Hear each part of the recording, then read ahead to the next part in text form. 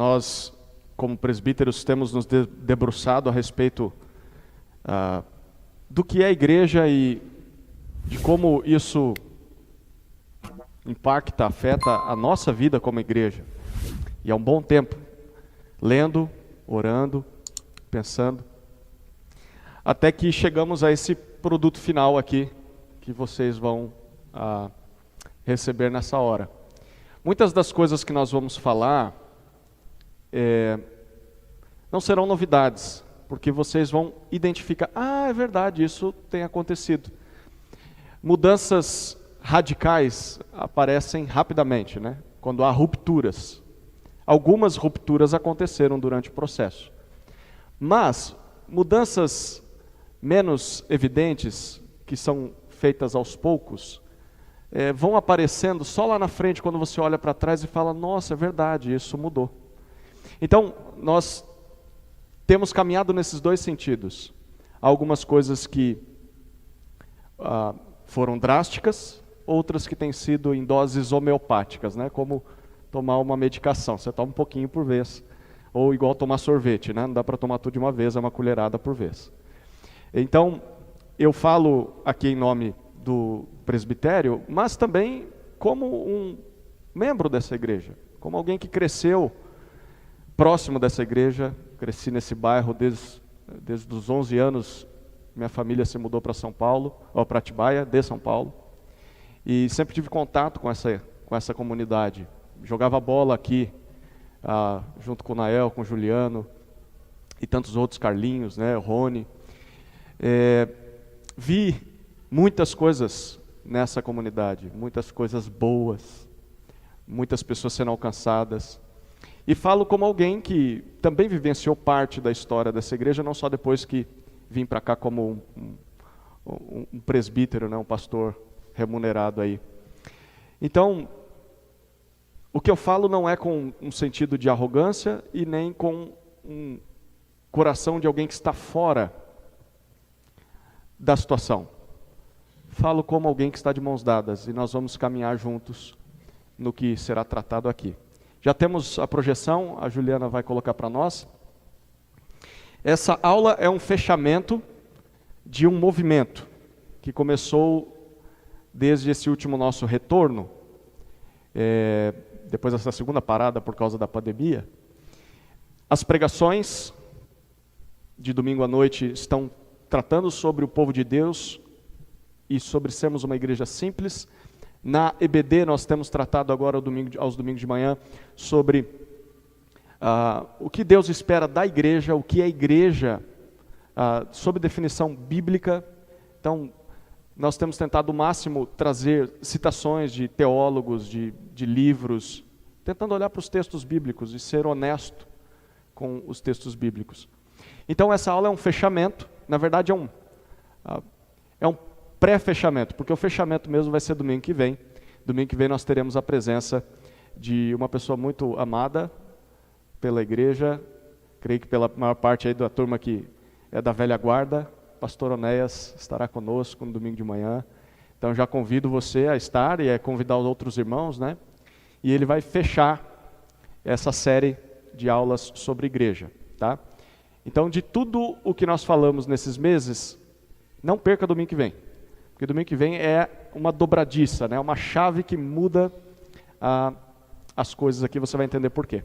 Tá bom? E a série de pregações nós terminamos domingo que vem, com a última aí sobre a igreja sendo o povo de Deus, uma igreja simples. Bom, vamos lá. Então vamos entrar direto no assunto.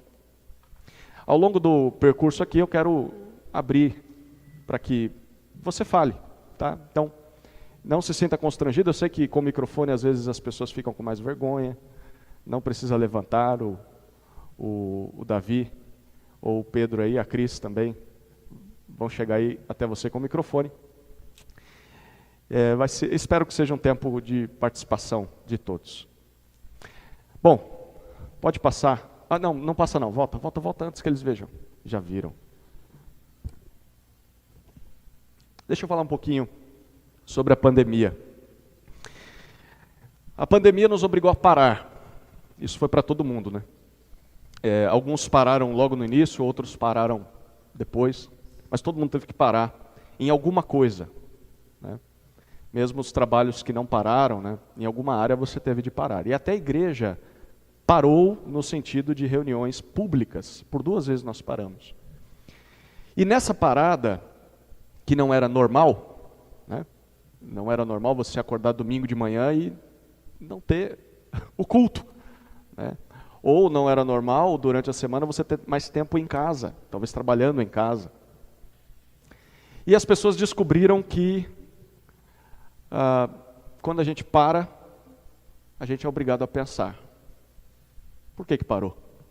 Parou por quê? E se parou, que oportunidade temos de repensar não só o trabalho, as coisas do lar, mas o rumo da nossa vida. Por que nós fazíamos o que fazíamos? Eu creio que muitas pessoas tiveram a oportunidade de fazer isso. E eu me lembro que lá no início, parou o futebol e aí eu não sabia mais o que fazer, porque eu jogo, a Tamires não gosta muito disso, mas jogo bola 2 vezes, às vezes 3 por semana. E isso me ajuda a pensar, enquanto jogo. E aí eu percebi que eu precisava fazer alguma coisa, e aí comecei a correr.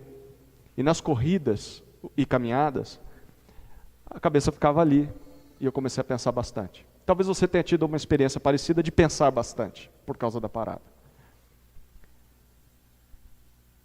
E nesse sentido, apesar das maldições que a pandemia trouxe para nós, todos nós temos experimentado as sequelas da pandemia. Nesse sentido, a parada foi boa. Não a pandemia, não o vírus. Esse vírus maldito, como diz Gideon. Mas a parada foi bênção. Bênção para que nós pensássemos. E nesse trabalho de pensar e de repensar o caminho que nós estávamos seguindo e para onde esse caminho estava nos levando, nós chegamos a algumas considerações como presbíteros. E essas considerações servem para tudo na vida, mas em especial considerações para a igreja. Agora pode passar, Ju. Então a pandemia diz: pare e pense. Que caminho você está seguindo? E para onde esse caminho está te levando? Queria te convidar a abrir em algumas passagens. A primeira é em Mateus, capítulo 15. Nós estudamos essa passagem já num dos domingos à noite. É uma passagem dura. Porém, se você quer ouvir sermões duros, basta ler os evangelhos. Jesus é conhecido pelas palavras de amor e ele tem palavras de amor de graça. Mas os sermões, uns dos sermões mais duros da Bíblia estão na boca de Jesus. Inclusive, ele é a pessoa que mais falou de inferno em toda a Escritura. E hoje em dia tem gente negando o inferno. Mas se você ler os evangelhos, o inferno estava sempre na boca de Jesus, no ensino de Jesus. Bom, mas essa aula não é sobre o inferno. Mateus 15 diz assim a partir do versículo 1. Então alguns fariseus e escribas vieram de Jerusalém até Jesus e perguntaram: por que os seus discípulos transgridem a tradição dos anciãos? Pois não lavam as mãos quando comem. Jesus, porém, lhes respondeu: porque também vocês transgridem o mandamento de Deus, por causa da tradição de vocês? Porque Deus disse: honre seu pai e sua mãe, e quem maldisser o seu pai ou sua mãe será punido de morte. Vocês, porém, dizem que se alguém disser ao seu pai ou à sua mãe: a ajuda que você pode receber de mim é oferta ao Senhor, esse não precisará mais honrar os seus pais. E assim vocês invalidam a palavra de Deus por causa da tradição de vocês. Hipócritas! Bem profetizou Isaías a respeito de vocês, dizendo: este povo me honra com os lábios, mas o seu coração está longe de mim. Em vão me adoram, ensinando doutrinas que são preceitos de humanos, de homens. E convocando a multidão, Jesus disse: escutem e entendam. O que contamina a pessoa não é o que entra pela boca, mas o que sai da boca. Isso sim contamina a pessoa. Então, aproximando-se dele, os discípulos disseram: Sabia que os fariseus, ouvindo o que o Senhor disse, ficaram escandalizados, ofendidos? Mas ele respondeu: toda planta que meu Pai Celeste não plantou será arrancada. Esqueçam os fariseus. São cegos, guias de cegos. Ora, se um cego guiar outro cego, ambos cairão num buraco. Então Pedro disse a Jesus: explique-nos essa parábola. Jesus, porém, disse: também vocês não entenderam? Não compreendem que tudo que entra pela boca desce para o estômago e depois é eliminado? Mas o que sai da boca vem do coração, e é isso que contamina a pessoa. Porque do coração procedem maus pensamentos, homicídios, imoralidade sexual, prostituição, furtos, falsos testemunhos, blasfêmias. São estas as coisas que contaminam a pessoa. Mas o comer sem lavar as mãos não a contamina. Um pouquinho mais para frente, no capítulo 23, versículo 13.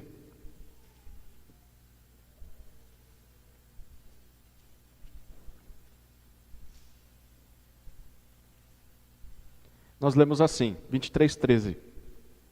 Ai de vocês, escribas e fariseus, hipócritas, porque vocês fecham o reino dos céus diante das pessoas, pois vocês mesmos não entram, nem deixam entrar os que estão entrando. O que Jesus está falando aos fariseus, aos líderes religiosos daquela geração, não todos eram assim, mas a maioria era assim.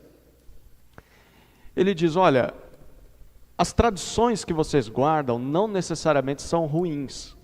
Tradições não são coisas ruins. Tradições são coisas que nós herdamos dos avós, dos bisavós, ou de pessoas que são um exemplo para nós, e nós vamos repetindo as coisas. Nós temos várias tradições, e elas não são necessariamente ruins. Elas são úteis para manter hábitos, para nos manter unidos, juntos em algumas coisas. Porém, Jesus confronta não a tradição em si, mas Jesus confronta o fato de que a tradição pode se tornar uma coisa ruim quando ela faz duas coisas. Primeiro, ela se torna um obstáculo para que a gente obedeça a Deus. Então a tradição te atrapalha de obedecer a Deus. A ordem de Deus é que você faça isso aqui. Só que a tradição, ela se coloca na frente. E ela te conduz para outro caminho. É isso que Jesus confronta para os fariseus. Vocês não entram no reino dos céus e ainda impedem que os outros entrem. O caminho está aí, só que vocês ficam atrapalhando as pessoas. E a tradição se torna uma coisa ruim, em segundo lugar, quando ela se torna uma desculpa ou uma justificativa para que você desobedeça a Deus. Então, primeiro, ela pode te atrapalhar, e segundo, ela pode ser uma desculpa. Mas eu estou fazendo a tradição. E Deus diz: mas o que eu pedi de você era outra coisa. Ah, mas eu estou gastando todo o meu tempo com a tradição. Não dá tempo de fazer outra coisa que o Senhor manda. Se torna justificativa, desculpa. Então, tradições podem ser problemas. Nem sempre são, mas podem ser. Uma segunda passagem, ou um segundo tópico aí, o texto de Gálatas, capítulo 1. Então, só para que a gente esteja aqui na mesma página, né? Além de estar abrindo na mesma página em Gálatas. Nós temos tradições como indivíduos? Sim ou não? Tradições são ruins necessariamente? Não, mas podem ser? Ok. Como igreja, nós temos tradições? As tradições que nós temos como igreja são ruins necessariamente? Sim ou não? Mas podem ser? Ok. Olha que interessante o que Paulo diz aos Gálatas, lá no capítulo 1, versículos 13 e 14.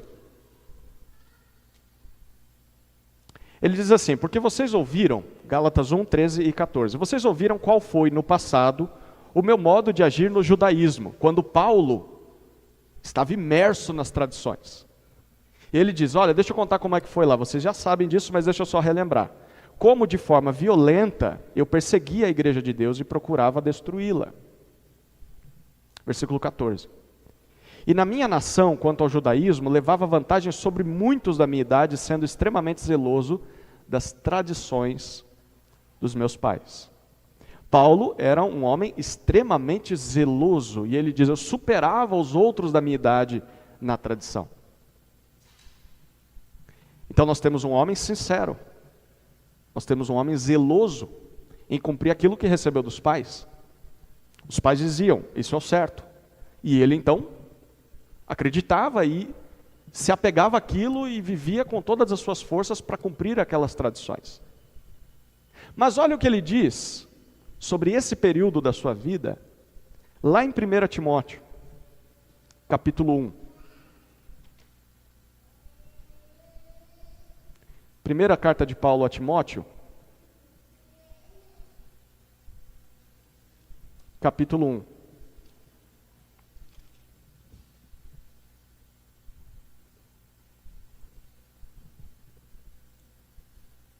Versículo 12. Eu vou ler o 12, 13 e 14. Dou graças a Cristo Jesus, nosso Senhor, que me fortaleceu e me considerou fiel, designando-me para o ministério. A mim, versículo 13, que no passado, lá na época da tradição, era blasfemo, perseguidor e insolente. Mas alcancei misericórdia, pois fiz isso na... Qual que é a palavra que ele usa? Ignorância. E depois ele cita na incredulidade. Ele era bem religioso, mas era incrédulo.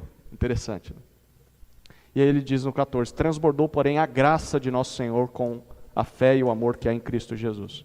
O que Paulo está dizendo para os Gálatas, e depois ele enfatiza para a igreja em Éfeso, que era a igreja que Timóteo pastoreava, é que é possível nós sermos extremamente zelosos e sinceros em guardarmos uma tradição ou várias tradições que herdamos e ainda assim estarmos errados. Pela ignorância. Ignorância não é uma palavra necessariamente dura, né? A gente às vezes fala, essa pessoa é uma ignorante, né? Parece que é um xingamento, mas ignorância eu não sabia disso. Você desconhece sobre algo. E o que você conhece não é uma expressão da verdade. Então você acha que é a verdade, você se abraça aquilo e depois descobre, nossa, eu estava errado. Isso é ignorância. E Paulo diz, eu era ignorante quanto à verdade. Então é possível sermos sinceros, zelosos, fervorosos na tradição, mas ainda assim estarmos errados.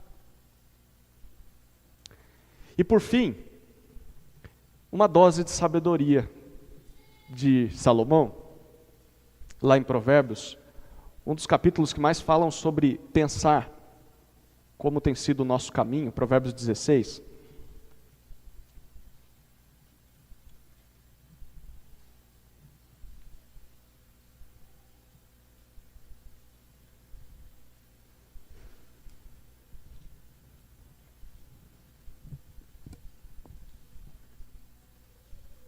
Provérbios 16.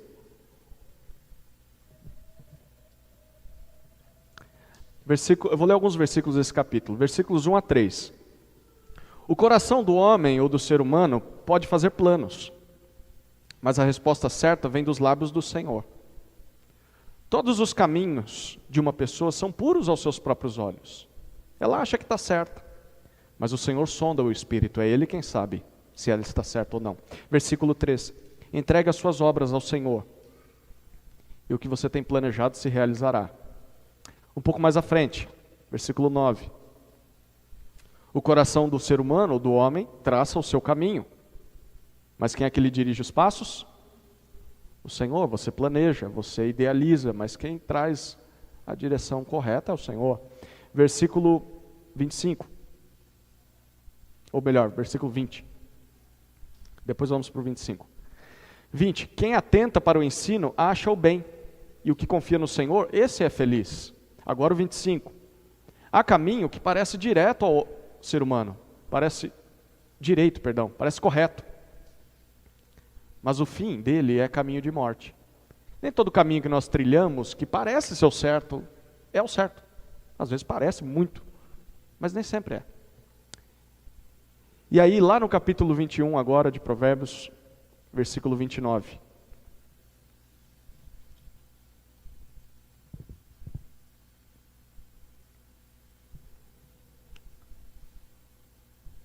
O ímpio aparenta determinação, mas o justo considera o seu caminho.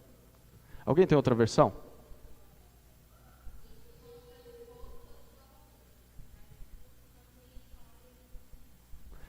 Mostra no rosto a arrogância. Alguém tem outra versão?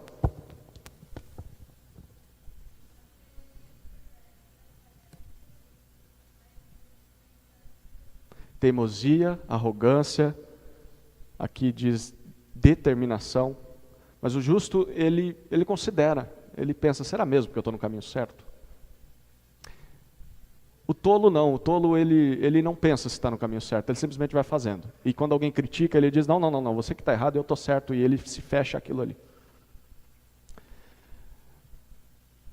É sábio nós considerarmos o nosso caminhar até aqui. Sempre é. Sempre, em tudo. E para a igreja também. Para a igreja também. E nos questionarmos se é isso mesmo que Deus espera de nós.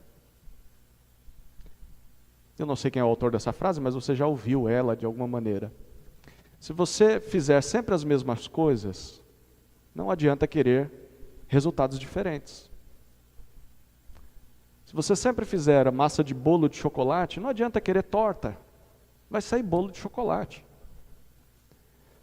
Se nós constantemente percebemos que os nossos caminhos não avançam e nós não conseguimos os resultados que queríamos, é porque talvez algo no percurso está errado. Ou algo lá no início, no objetivo final, do porquê estamos fazendo tudo está errado. Então é sábio questionarmos, é sábio pensarmos. Só o tolo se fecha na sua própria opinião e diz, eu estou certo, todo mundo está errado, e é isso aí, vou para o resto da minha vida desse jeito. É sábio considerarmos. Dito isso, eu vou fazer um balanço de análise que foi feita não só por mim, foi feita pelos presbíteros, mas também participação com os diáconos. E não só com os presbíteros e os diáconos, mas com as esposas de cada um deles e com os filhos de cada um deles. E também conversado com vários membros em caminhadas e conversas. É uma tentativa de leitura da IBAGE até 2020. Como éramos até 2020? Talvez você vai perceber coisas além do que eu vou propor aqui. Mas quero que você também pondere. É verdade, isso acontecia. Não era bem por aí. Olhe lá, vamos lá. Como éramos até 2020, antes da pandemia parar tudo, certo? Pode passar o...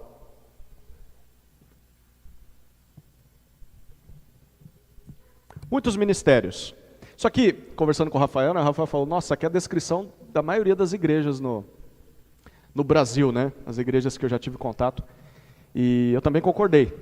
Então, isso não é muita novidade, não. Se você é de outra igreja, ou se você está assistindo isso aqui no YouTube, e é de outra região do Brasil, talvez você vai se identificar aqui. Porque isso aqui é bem comum. E o que a gente está fazendo aqui é um baita desafio. É confrontar isso e ver se é isso mesmo que Deus quer de nós. Primeiro, havia muitos ministérios. Sobravam ministérios e faltavam obreiros. E o que acontece é que sempre os mesmos estão servindo em mais de um ministério. Então, uma ideia nova, um ministério novo, quem que a gente vai usar? Sempre são as mesmas figurinhas carimbadas. Reunião de oração, EBD, música, domingo à noite, sempre essa turminha que está se envolvendo. E aí quando tem uma coisa nova, são as mesmas figurinhas. Mas se você fizer um levantamento, e eu fiz isso com a lista de membros até 2020, e com cada ministério que cada pessoa tinha, apenas 47% dos membros da lista de membros, não estou falando de pessoas que frequentam, pessoas que são crianças, que estão conosco, não, só de membros, só 47% deles estão envolvidos em algum ministério. Menos da metade. E a outra metade? envolvido em nenhum ministério. Então só 47% da igreja, ou melhor, da lista de membros, se envolvia com as coisas. Em segundo lugar, muitas responsabilidades sobre os poucos envolvidos. Poucas pessoas fazem muita coisa e fazem há muito tempo. Talvez você está olhando agora para o seu passado e lembrando, nossa, desde que eu cheguei na igreja, eu faço um monte de coisa aqui. E eu não consigo parar. Eu até tentei às vezes, mas eu vi que ninguém mais faria. Em média, cada um desses 47% que se envolvem, assume 2 ministérios. Em média. Aqui, talvez, aula para crianças e participar na música. Trabalhar na recepção e no estacionamento. Na mesa, dar aula de EBD. Isso toma tempo. Para cantar 3 músicas que o pessoal cantou aqui de manhã. Que horas vocês chegaram aqui? 7h50. 7h50. E isso só para amanhã. À noite vão chegar mais cedo. Então, você soma 1, 2, tem gente com 3, com 4 ministérios, que não consegue ter tempo nem para respirar. Muitos desses se sentem cansados, estafados. Eu não aguento mais. Tem gente ferida. E não só aqui, mas tem gente ferida. Ferida pelas demandas de muitas responsabilidades. Uma terceira área. É triste e é duro assumir isso, mas é a falta de envolvimento da maioria. Muitos são membros apenas de fim de semana. Só dão as caras no domingo à noite. E olhe lá, 2 ou 3 vezes por mês. Às vezes é uma vez por mês. A ponto de você não saber nem o nome daquela pessoa. Membro de fim de semana é algo que a igreja, do jeito que é no Brasil, proporcionou. Então a pessoa vem uma vez ou outra para a igreja no ano e sai daqui com o sentimento de dever cumprido. Eu sou membro de uma igreja. Eu congrego, eu busco a Deus. Isso é parte da nossa herança católica. De que você pode ir para a missa uma vez no ano. Está tudo bem. Está tudo bem. Alguns destes aparecem bem de vez em quando, só porque sabem que se ficar muito tempo ausentes, vão ser cortados. Então, não, eu não posso ser cortado da membresia, então eu tenho que dar as caras lá. O número de frequentes, de pessoas que vêm aos cultos, é diferente do número de participantes ativos da igreja. Mais ou menos 3 vezes mais.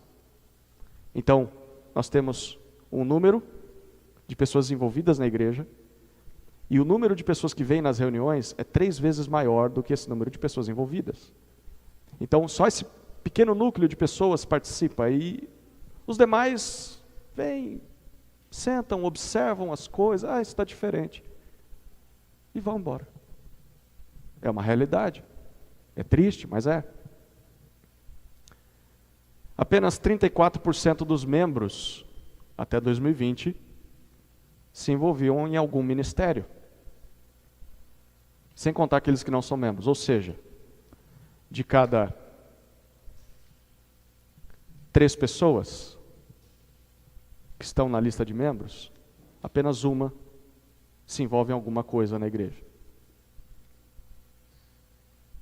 De 10, só 3. De 100, só 30. Parece que a gente está fazendo um resumão da igreja evangélica brasileira, né? Até aqui, alguém quer comentar alguma coisa? Porque a gente vai avançar. Está revirando o estômago aí, né? Nós falamos então sobre muitos ministérios, muitas responsabilidades e a falta de envolvimento da maioria. Quem está mais tempo aqui na vida da igreja? Vai entregar a idade, né? Juliano. Juliano vai entregar a idade. Juliano, Irmã Maria, a Juliana, a Bruna. E aí, é isso mesmo? É mais do que isso?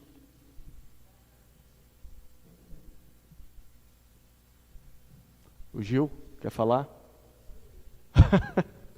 Juliano, só não pode falar exatamente isso, é isso mesmo.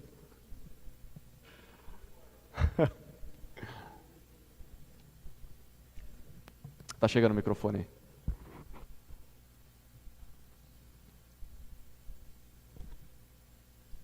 Alô. Eu não estava aqui em 2020, eu cheguei no comecinho de 2020, mas é a mesma realidade que eu enfrentei em outras duas congregações por onde eu passei. Eu aceitei a Jesus, ele me salvou quando eu tinha 17 anos, eu fiquei 10 anos mais ou menos numa igreja, depois 10 anos em outra, e a realidade é a mesma. Mudam os números, então uma igreja era menor do que aqui, outra igreja era maior do que aqui, mas a proporção é a mesma. Alguém mais quer compartilhar aí a experiência? Ju, quer? Não? Tá. Vamos avançar. Então, aperte o cinto, que a coisa piora. Divisões em nichos. Alguém sabe o que são nichos? São divisões. Departamentos, né? Isso se usa muito na linguagem comercial, quando você quer atingir um público-alvo, né?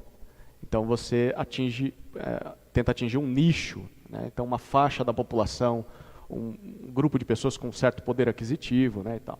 Bom, isso entrou na igreja. Não era de se esperar. Era de se esperar, né?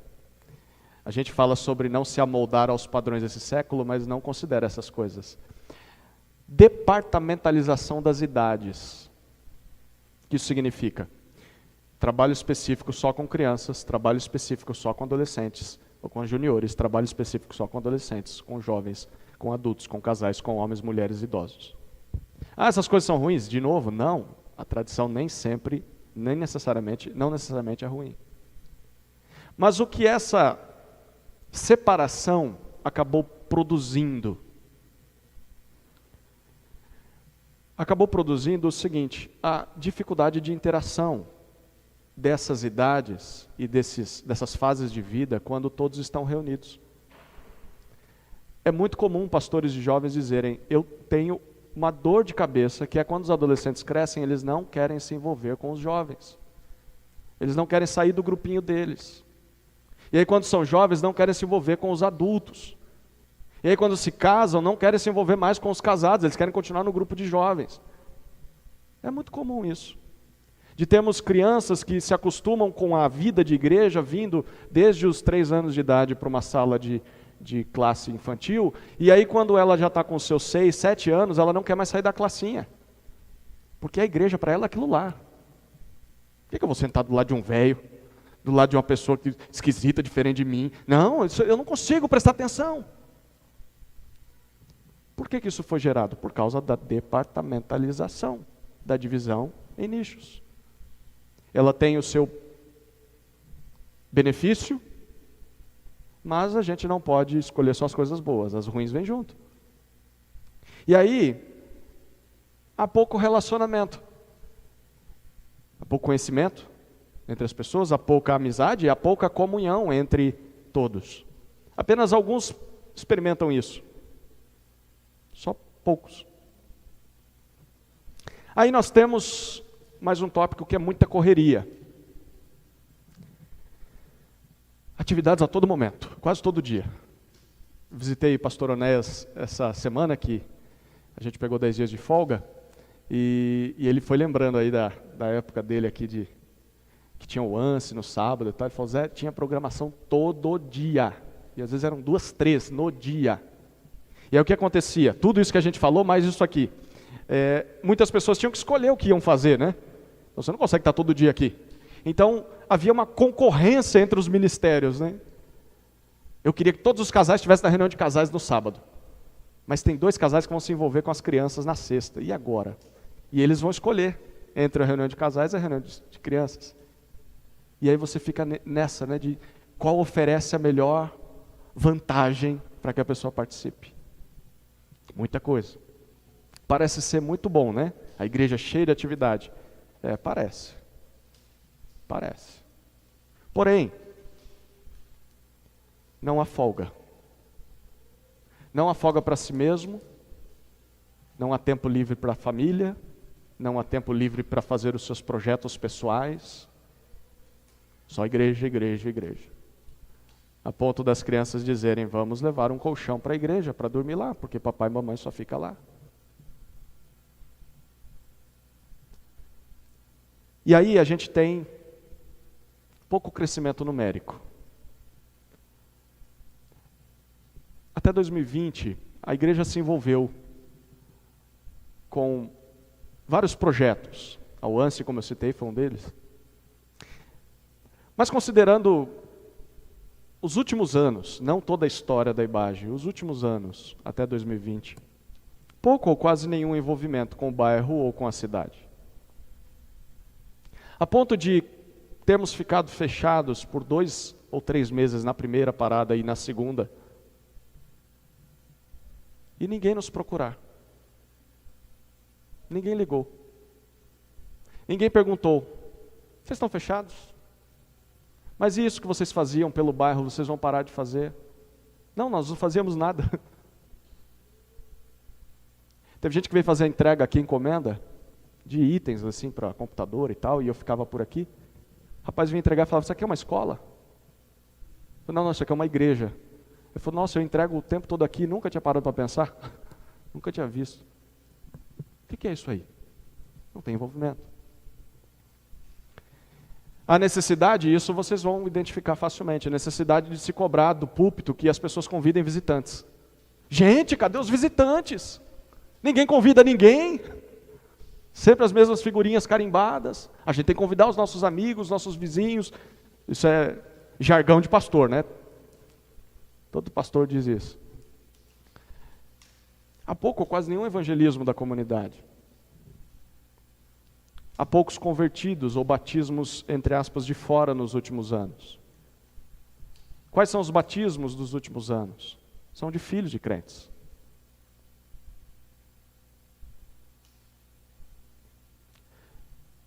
E o crescimento numérico não teve?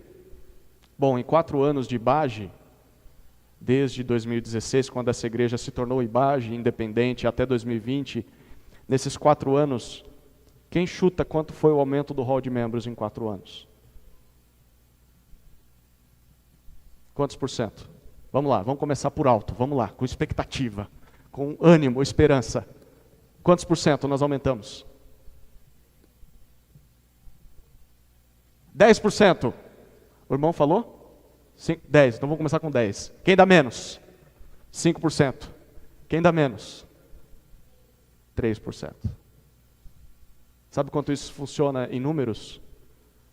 De 123 membros em 2016, fomos para 127 membros em 2020. 4. A maioria filhos de membros ou pessoas vindas de outra igreja. Quem foi a última pessoa que se converteu no bairro através de uma ação da vida da igreja? Você lembra?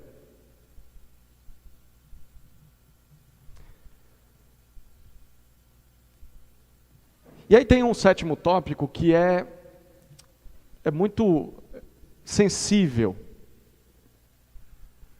e não tem o que fazer. É reconhecer incompetência.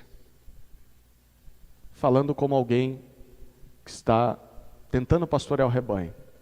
É simplesmente dizer, não dá. É humanamente impossível.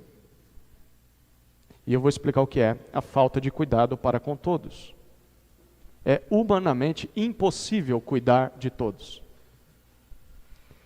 Pastor Onésio vai falar muito sobre isso na semana que vem. Mas se você parar para pensar, nem Jesus cuidou de todos. Ele não curou todas as pessoas que estavam ao seu redor. Ele não discipulou todos os que o buscavam. Ele escolheu 12. Dos 12 ele enfatizou 3. E dos 3 ele tinha um que era o mais próximo. Não dá para cuidar de todo mundo. Uma pessoa não consegue. Jesus não fez isso. E ele está querendo ensinar alguma coisa para a gente com isso. Então muitas vezes a igreja cria uma expectativa muito alta para com o pastor ou os pastores que a pastoreiam. De que ele tem que cuidar de todo mundo. Ele tem que me visitar toda semana, ele tem que me ligar sempre, constantemente, mandar mensagem, lembrar de mim, tem que fazer alguma coisa. E do mesmo jeito que uma pessoa pensa assim, a outra está pensando do mesmo jeito, e a outra também, e é uma expectativa que se coloca messiânica sobre o pastor, de salvador, de redentor, daquele que ajunta os pintinhos, né, como uma galinha que... Deus diz, eu tentei fazer isso com Israel, Israel não quis. Bom, falta de cuidado para com todos. São muitas ovelhas para pouco pastor ou poucos pastores. Mesmo sendo uma igreja com 120, 130 membros.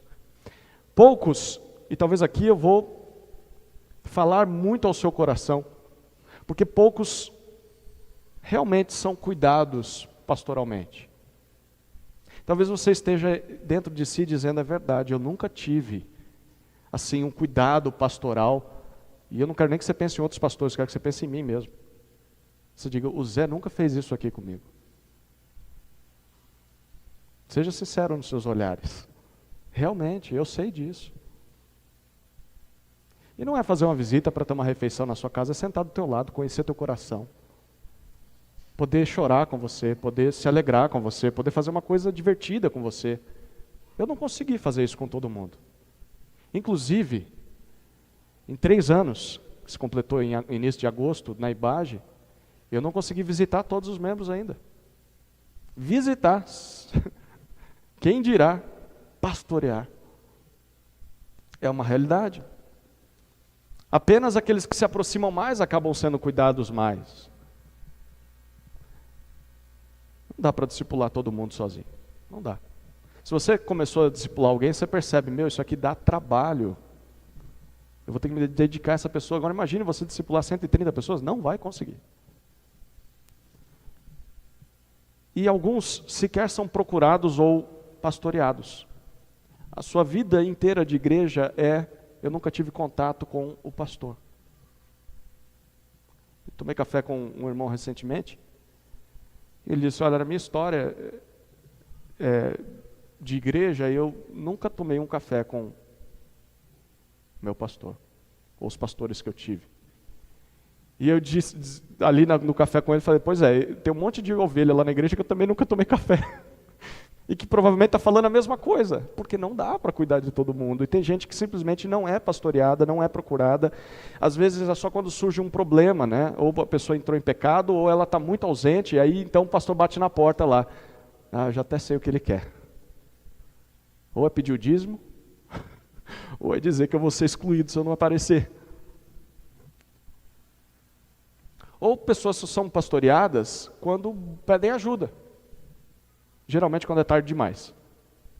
Quando o pastor sabe a situação já tomou uma proporção e já não tem muito o que fazer. Né? Colocar band-aid em alguém que tem a fratura exposta. Bom, esse é um problema. Há solução? Há esperança. E a gente vai descobrir isso daqui a pouco e mais no domingo que vem. Amadurecimento limitado. Em geral, há pouco amadurecimento dos membros. É triste dizer isso, mas você vai ter que concordar comigo. Que ensino não falta. Ensino de qualidade, essa igreja tem e tem há muito tempo. Muito tempo. Eu diria desde que ela nasceu. Gente boa que ensinou aqui. Conteúdo bom que foi dado. Então sempre teve ensino bom, ensino forte. Bíblico. Essa igreja não tem a história de divisão por causa de heresia. Então essa igreja tem esse privilégio de sempre ter tido pastores que pregaram a palavra. Mas, apesar disso, há pouco amadurecimento, progresso. E mostra disso, uma evidência disso, é a dificuldade em se desenvolver líderes. Até 2020, pelo menos. Gente, quem quer assumir isso? Põe para o outro lá. Põe para outra lá. Eu não quero saber. E por fim, dependência do, entre aspas, pastor titular. O pastor titular acaba, por causa de tudo isso, é uma baita de uma expectativa que a comunidade coloca sobre ele, então ele acaba assumindo muitas tarefas. Não só porque a comunidade põe expectativas nele, mas o seminarista, e eu vivenciei isso e ainda luto contra isso o tempo todo. Ele é formado a pensar que ele vai resolver todos os problemas da igreja. E aí quando ele cai na igreja, ele acha realmente que ele é a solução da lavoura.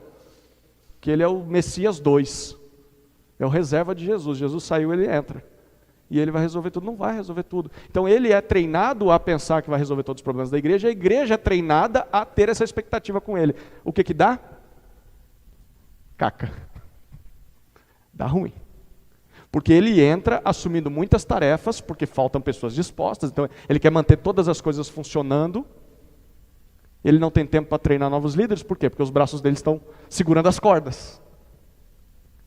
Mas ele só conseguiria soltar as cordas se ele treinasse liderança, para a liderança fazer.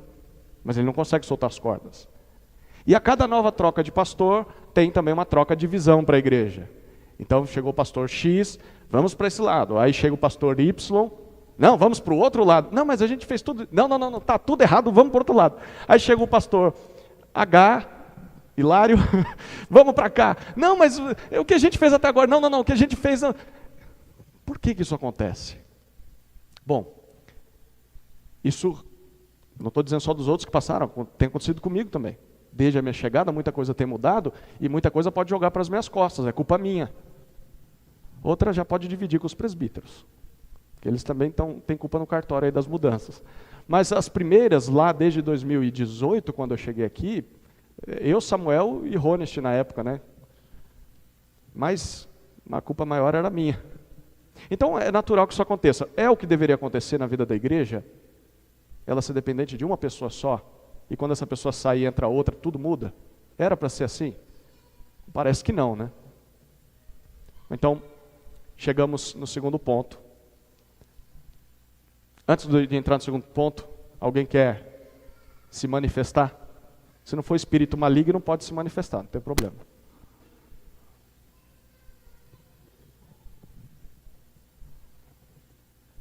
Faltou alguma coisa nessa lista?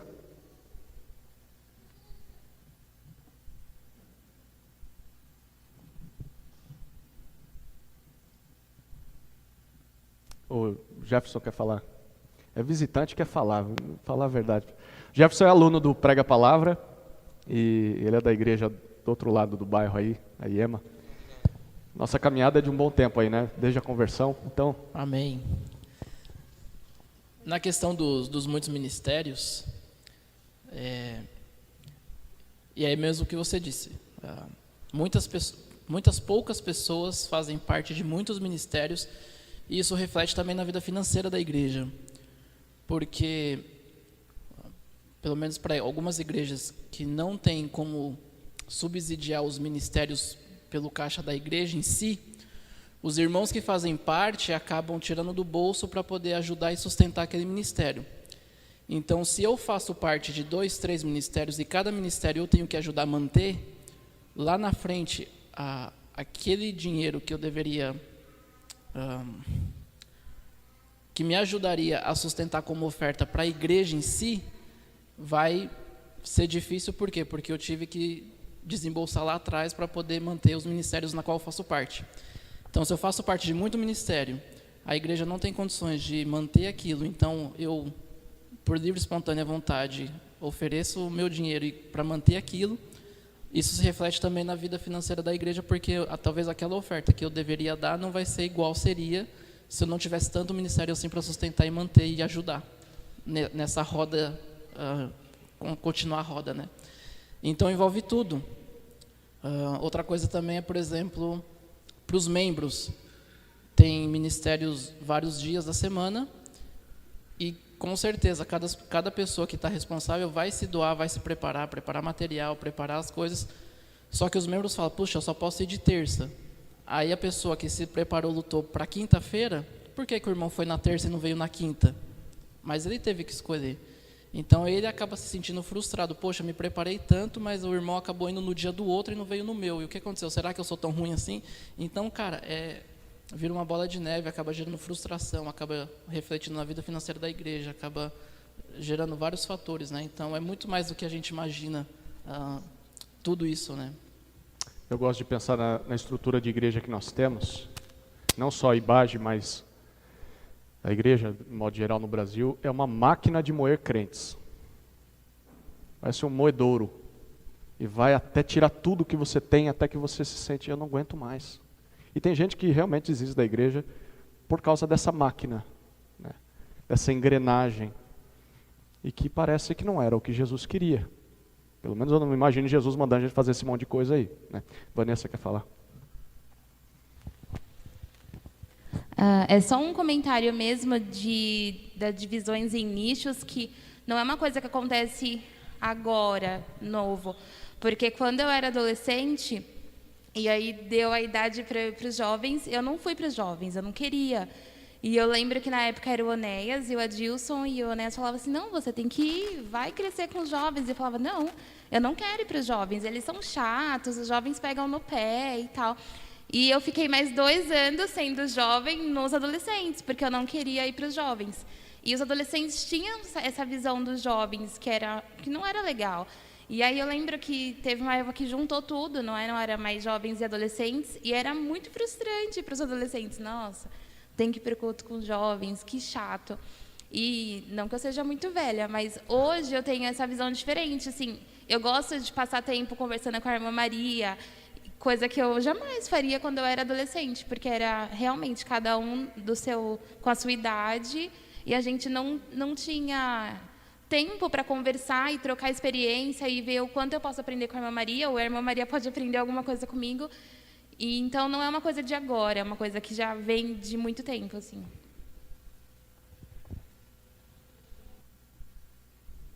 Tem mais? Tá todo mundo meio atordoado, né? Meio zonzo. A Cris quer falar lá atrás, Davi.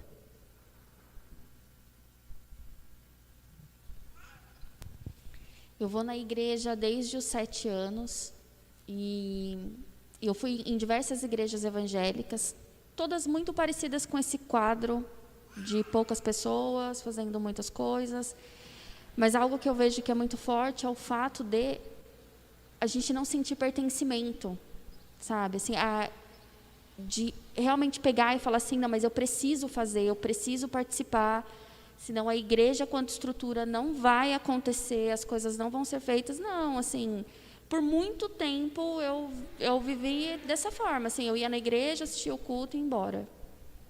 Então, assim, às vezes durante muitos anos eu acho que era isso mesmo. Assim, não tinha o sentimento de pertencimento. Ou de uma necessidade, assim, eu preciso fazer, eu preciso participar, é importante, é necessário, eu vou crescer, a igreja vai crescer. Não tinha esse sentimento.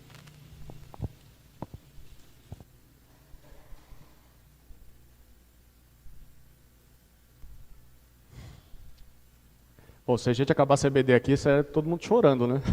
Não vai acabar, gente. Vamos terminar aqui com boas notícias, com a esperança. O evangelho é assim, né? As más notícias, você está perdido, e aí depois, Jesus veio para te salvar e tal. Bom, Jesus vai nos salvar. Vai nos salvar. E a solução está na palavra dele. Podemos avançar? Tamires quer falar? Mais uma notícia. Então vamos lá. Antes da esperança, vem mais um ponto aí. É interessante que, apesar das pessoas estarem envolvidas com muitos ministérios, elas não são necessariamente felizes estando nos ministérios.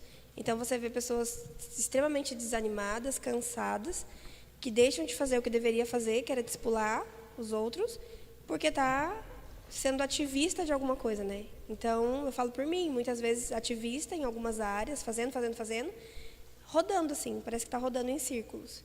Então, acho que essa estrutura não produz crescimento mesmo, produz um desânimo, uma tristeza. Uma última má notícia. Certo. A vida parece mais cinza, né?